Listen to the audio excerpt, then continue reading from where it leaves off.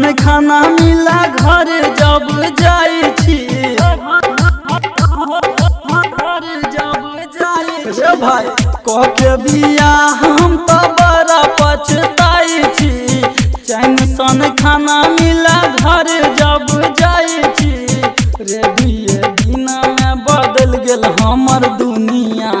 मिलल बकलेल कनिया रे भाई रही कुमार ऐसा बढ़िया मिलल ढहलेल कनिया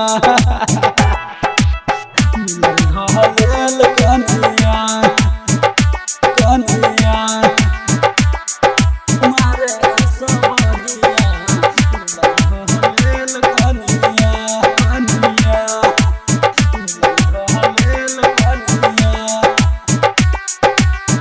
करे नहीं काम दिन भर सुतल रहे भाई रे एकरे चलते गायर दैया रोजे हमर माई रे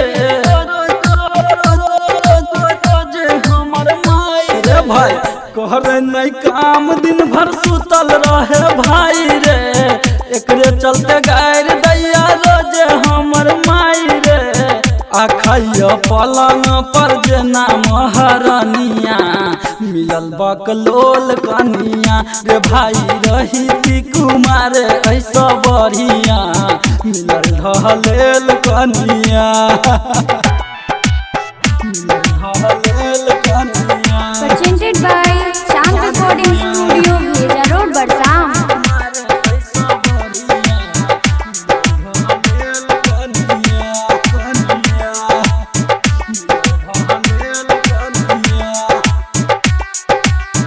पलंग पर बैठ के मांगे छै रे खाना दहेज द के आल छी मारे है रे ताना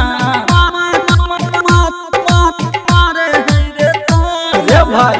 पलंग पर बैठ के मांगे छै रे खाना दहेज द के आल छी मारे है रे ताना रे। जिंदगी परवीन के बिखर गेल जेना दुनिया मिलल ढहलेल कनिया रे भाई रही कुमार ऐसा बढ़िया मिलल बकलेल कनिया।